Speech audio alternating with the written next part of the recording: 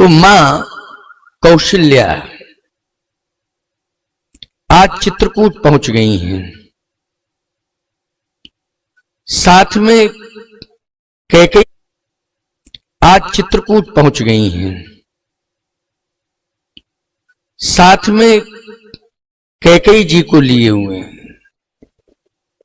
साथ में ही सुमित्रा जी हैं। ये तीनों बहनें हैं, अर्थात यूं कहिए तीनों माताएं हैं। भरत जी की यात्रा अयोध्या से जो चित्रकूट तक की हुई, याद रखना उस यात्रा का नाम है समर्पण की यात्रा। क्या? समर्पण यात्रा। आजकल लोग यात्राएं तो कर रहे हैं, लेकिन संघर्ष के लिए यात्राएं कर रहे हैं। किसके लिए? संघर्ष के लिए। एक यात्रा ऐसी हो रही है, रोटी कपड़ा और मकान सबको चाहिए, ये सामान मांग रहा है हिंदुस्तान, रोटी कपड़ा और मकान। हमारी कथा हो रही थी गुजरात में। तो वहां बहुत पहले की बात हो गई, वहां पर काफी भीड़ थी। पता नहीं कहां से एक ऐसा समूह आया, सभा दिन में हो रही थी। अब हो सकता है कि वो अपनी मांग के लिए समूह के साथ कलेक्ट्रेट में जा रहे होंगे, कलेक्टर के सामने ज्ञापन देंगे, वो हम नहीं समझ पाए। लेकिन भीड़ थी, काफी थी, और वो यात्रा जा रही थी। मैंने कहा ये भीड़ कथा में आ रही है, कथा में पर्याप्त भीड़ है, अब कहां बिठा लोगे? ये बहुत सारी भीड़ चली आ रही इकट्ठी, अब बैठने की व्यवस्था क्या है तुम्हारे पास? बोले महाराज जी ये सब कलेक्ट्रेट जा रहे हैं और एक यात्रा निकाल रहे हैं, इनकी मांग है। लेकिन उन्होंने जब काफी भीड़ भाड़ देखी कथा में, तो रुक के वहीं नारेबाजी शुरू कर दी। मांग रहा है हिंदुस्तान, रोटी कपड़ा और मकान, सबको चाहिए ये सामान। मैंने कहा यहाँ कथा हो रही है भाई, यहाँ तो तुम भक्ति मांगो तो हम दे देंगे तुम्हें, रोटी कपड़ा मकान कहां से दे दें? तो भाई भक्ति मांगो दे देंगे, ज्ञान मांगो दे देंगे, वैराग्य मांगो तो दे देंगे, लेकिन रोटी कपड़ा और मकान यहाँ क्या फायदा है नारेबाजी करने से? बोले महाराज जी ये सब हमारी बात को सुनेंगे तो हमारे सहयोगी बन जाएंगे, आप क्या कहना चाहते हो? हमने कहा तुम सब फ्री फंड में चाहते हो, रोटी कपड़ा और मकान सबको चाहिए, सामान मांग रहा है हिंदुस्तान। तो हमने कहा जेल चले जाओ श्रीमान, मिल जाएगा सब सामान, रोटी कपड़ा और मकान फ्री में सब मिल जाएगा, जाओ। कहने का तात्पर्य मेरा ये है, यात्राएं तो बहुत हो रही हैं, कुछ यात्राएं ऐसी भी हो रही हैं जो प्रदर्शन बन के रह जाती हैं, उपलब्धि नहीं हो पाती है। उस यात्रा में केवल प्रदर्शन ही प्रदर्शन दिखाई देता है, इतना प्रदर्शन हो रहा। नहीं, यात्रा तो भरत की होनी चाहिए, जैसे भरत जी ने की वो यात्रा होनी चाहिए, तो उससे आपको सब कुछ मिल जाएगा।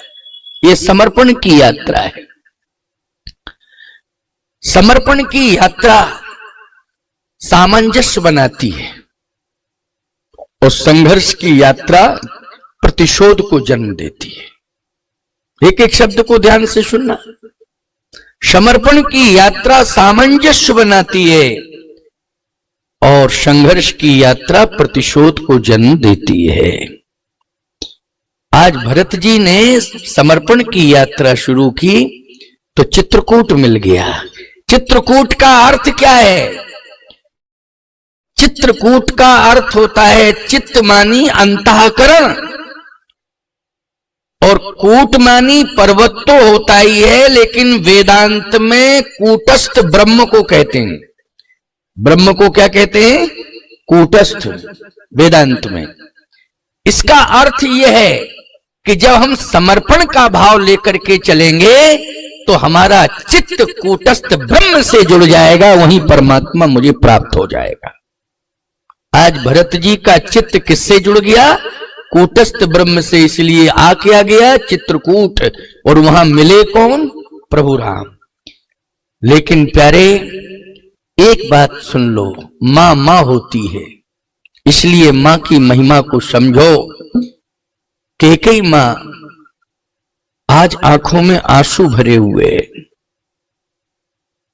क्यों भरे हुए आंसू? क्योंकि सीता जी को तपस्विनी के भेष में देखा है चित्रकूट में।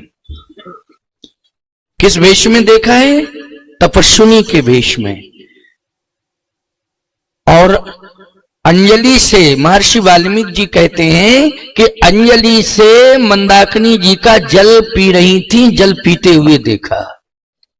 अब सोचिए जरा, सोने के पात्र से जल पीती थी, लेकिन आज पात्र भी नहीं है, आज अंजलि से जल पी रही, क्योंकि कोई पात्र लेकर के नहीं आई। जब पति पात्र यूज नहीं कर रहा है तो पत्नी कैसे यूज करेगी? सोचो जरा, है? पति ने संकल्प लिया है कि 14 साल प्रकृति के बीच में बिताऊंगा और जो प्रकृति के द्वारा प्रदत्त होगा उसी को स्वीकार करूंगा।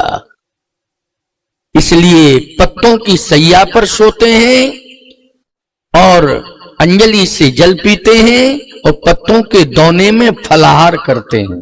पत्तों के दोने में फल आदि लेकर के ग्रहण करते हैं।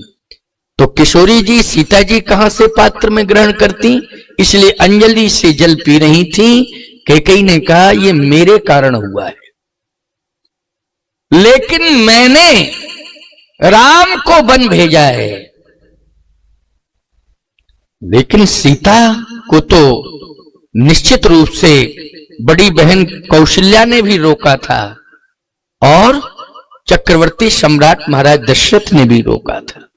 यहां तक कि प्रभु राम ने भी रोका था सीता जी को, मत जाओ मत जाओ मत जाओ।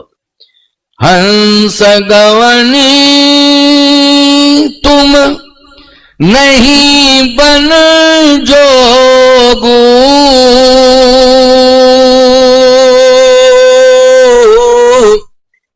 और सुन अपजस दई है मुझ लोग। तुम बन जाने के लायक नहीं हो। भगवान राम कह रहे अपयश मुझे मिलेगा कि वनवास राम को हुआ, लेकिन राम ने अपनी धर्मपत्नी को रोका क्यों नहीं? एक बात आपको बतावें, पुरुष कहीं भी जा सकता है, कैसी भी व्यवस्था में रह सकता है, लेकिन नारी को कितने सुरक्षित ढंग से रखा जाता है, ले जाया जाता है, ये शास्त्रों से सीखो। शास्त्रों में उसकी मर्यादा कितनी है नारी की, ये रामायण आपको ये ग्रंथ बताएगा कितनी मर्यादा है, कितना सुरक्षित रखा जाता है। जैसे तिजोरी के अंदर कीमती से कीमती स्वर्ण आभूषणों को, कीमती से कीमती हीरे जवाहरातों को रखा जाता है, वैसे ही घर के अंदर नारी को मर्यादित और सुरक्षित रखा जाता है। इसलिए घर के अंदर पर्दा डालने की परंपरा है। किसकी परंपरा है? पर्दा डालने की परंपरा है। कौन जानता है इस नारी की गोद में कपिल कणाद जैसे संत सो रहे हो? कौन जानता इस नारी की गोद में दादू कबीर जैसे संत सो रहे हो? कौन जानता इस नारी की गोद में संत तुलसीदास और समर्थ गुरु रामदास सो रहे हो?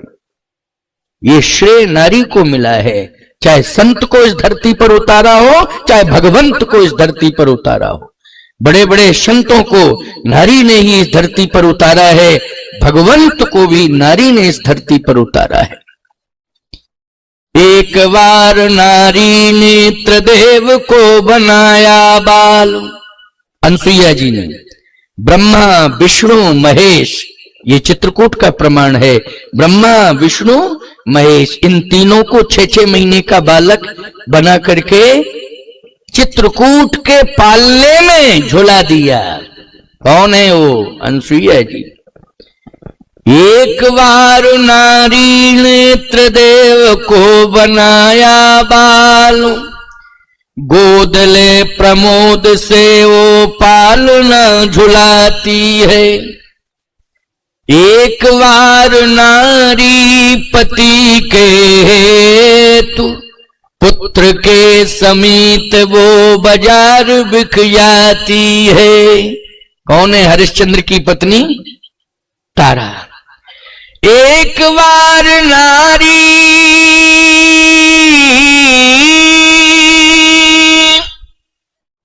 यम के सभा बीच जाए, मृतक पति को वो जीवित करा लाती है। कौन है? सावित्री। और एक बार नारी प्रिय पुत्र को वन भेज कर मानवीय पथ का प्रदर्शन कराती है। वो सुमित्रा जी हैं। तुम्हारे भाग राम बन जाही, और दूसरे है तु तात कछु नाही।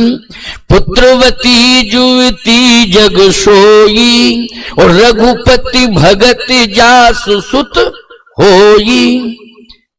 नारी का बहुत बड़ा योगदान। व्यापक ब्रह्म निरंजन निर्गुण विगत विनोद, सो अज प्रेम भगति वस कौशल्या की गोद। कौशल्या की गोद में वो आया है।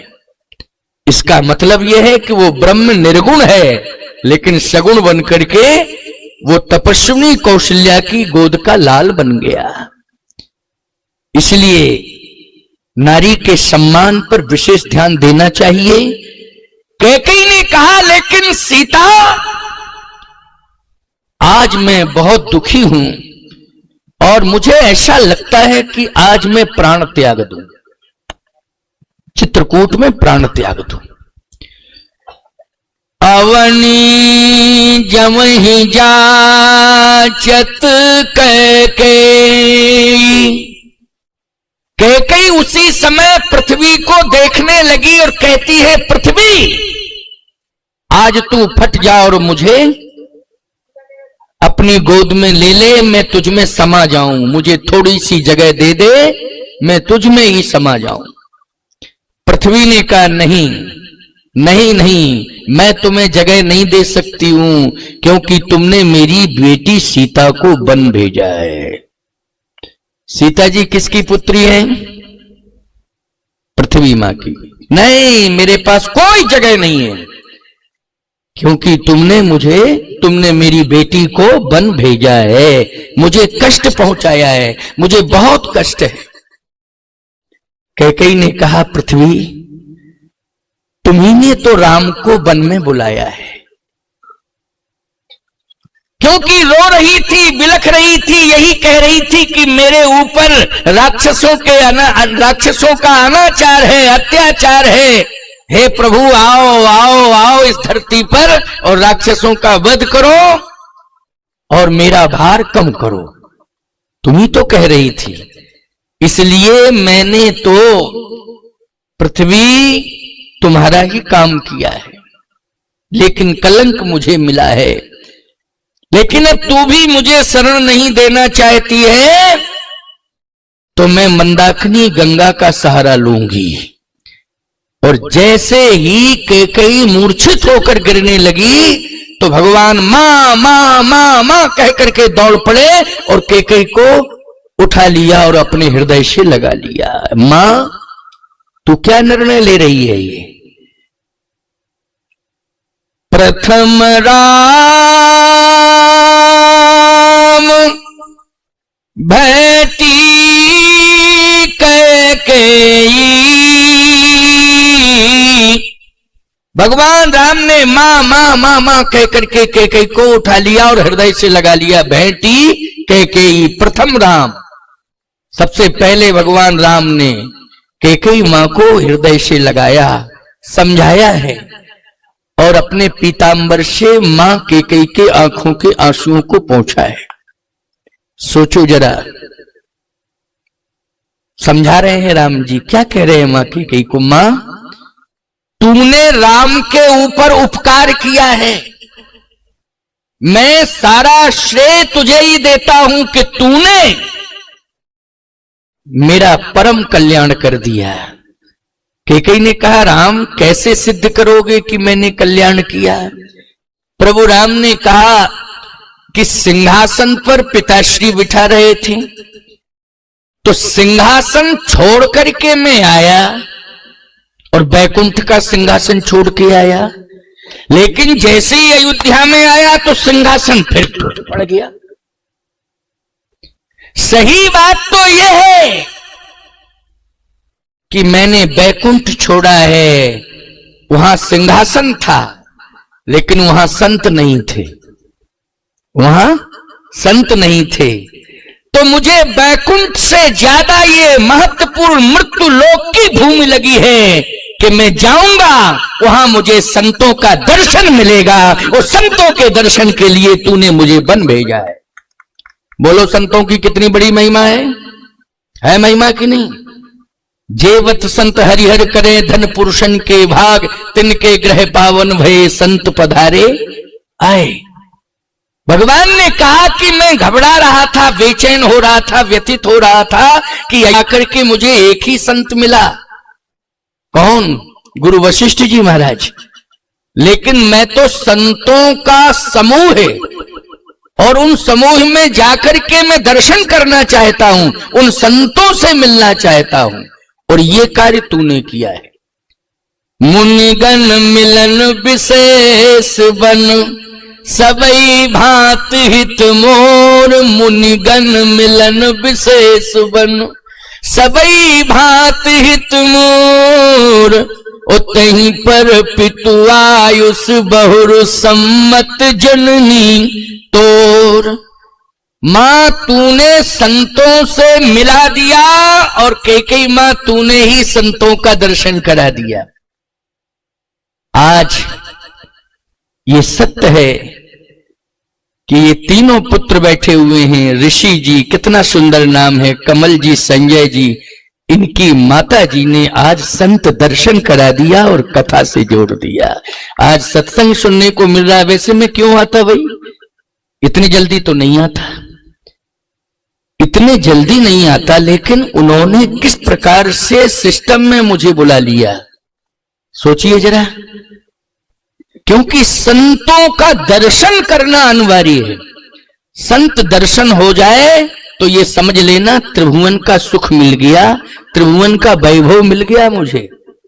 ये रुपया, पैसा, संपत्ति, बिजनेस, व्यापार, वैभव, ये सब चलता रहता, संसार का नियम है। लेकिन संत दर्शन, संत वाणी, इसके लिए तो परमात्मा भी तरसता है। परमात्मा ने 11.5 साल चित्रकूट में रह करके जितने भी ऋषि मुनि महात्मा आए हैं, उन सबसे एक ही बात कही। जब ऋषि भगवान के पास आते हैं तो भगवान एक ही निवेदन करते कि आप अपनी वाणी से सत्संग सुनाइए। क्या सुनाइए? सत्संग। वेद वचन मुनिमन अगम ते प्रभु करुणा ऐन, वचन किरातन के सुनत जिम पितु बालक बैन। स्वयं परमात्मा कोल किरातों का पिता बन जाता है, और पिता जिस तरह से प्रमोदित होता है अपने बेटे की वाणी सुन करके, वैसे भगवान ने कोल किरातों को सुख दिया। लेकिन संत जब आते हैं तो परमात्मा श्रोता बन करके, जिज्ञासु बन करके बैठ जाता है और प्रार्थना करता है कि आप अपनी वाणी से मुझे सत्संग सुनाइए, कथा सुनाइए। संत सुना रहे हैं। कैसे? गोस्वामी जी ने लिखा है कि चित्रकूट का ही वर्णन है कि वह परमात्मा जो है कथा सुन रहा है संतों के मुख से, और संत जो है कथा सुना रहे हैं। आवत देख मुदित मुनि बंदा, ओ कीन दंडवत रघुकुल चंदा।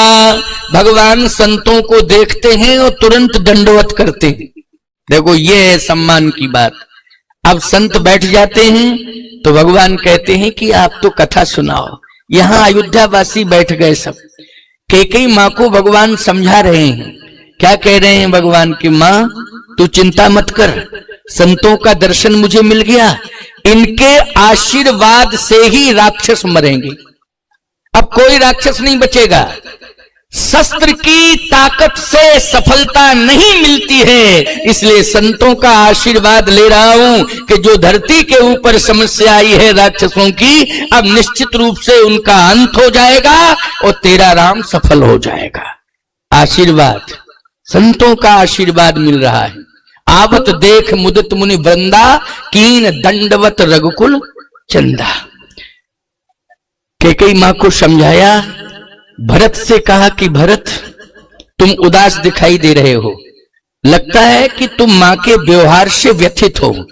भैया, मां के व्यवहार से कभी किसी को व्यथित नहीं होना चाहिए। मां की महिमा तुम जानते हो, इन बहिरंग दृष्टि से ऐसा लग रहा है कि ये मेरा वनवास तुमसे सहा नहीं गया, इसलिए तुमने मां को भी कुछ कह दिया है। अब आज के बाद तुम मां से कुछ भी मत कहना, किसी भी प्रकार का मां के ऊपर दोष मत लगाना, क्योंकि मां की बड़ी महिमा है। दोष दे जननी जड़ते और जिन गुरु साधु सभा नहीं से। कैकेयी मां पूरी तरह से निर्दोष है। बेटे की दृष्टि में मां वास्तव में मां ही होती है, मां के समान तो कोई होता ही नहीं है। भगवान राम ने जब मां को संतुष्ट किया तो भरत जी एकांत में बैठे बैठे रो रहे थे। भगवान ने कहा, अब तुम्हारी इच्छा क्या है ये बताओ। भरत जी ने कहा कि मेरी इच्छा ये है कि आप अयोध्या वापस चलें। भगवान ने कहा क्यों? इसलिए कि अयोध्या सूनी है और सिंहासन सूना है। आप बैठेंगे तो अयोध्या का अस्तित्व बच जाएगा। पिताश्री का महाप्रयाण हो गया है, अब अयोध्या में कोई नहीं है, कौन अयोध्या को चलाएगा? प्रभु, अगर वन की आवश्यकता है तो वन में मैं रह जाऊंगा, वन में मैं रह जाऊंगा। ज्यादा है मेरे सहयोग में शत्रुघ्न रह जाएगा। आप कृपा करके अयोध्या पधारें। भगवान ने कहा कि अयोध्या बचेगी, लेकिन धर्म का क्या होगा? धर्म का क्या होगा? भरत जी ने कहा धर्म भी सुरक्षित रहेगा। भगवान ने कहा नहीं, धर्म स्वयं इस बात को कह रहा है, बार बार रो करके कह रहा है कि मुझे बचाओ, मुझे बचाओ, मुझे बचाओ। क्योंकि जहां भी देखता हूं अधर्म ही अधर्म हो रहा है। तो धर्म रो रहा है, अधर्म हो रहा है, लेकिन आज धर्म कह रहा है कि मेरी रक्षा करो, मेरी रक्षा करो। और पिताजी ने सत्य और धर्म की रक्षा के लिए ही मुझे वन भेजा है। अब बोलो, सत्य और धर्म की रक्षा करने के लिए वन में रहूं या अयोध्या को बचाने के लिए भवन में रहूं?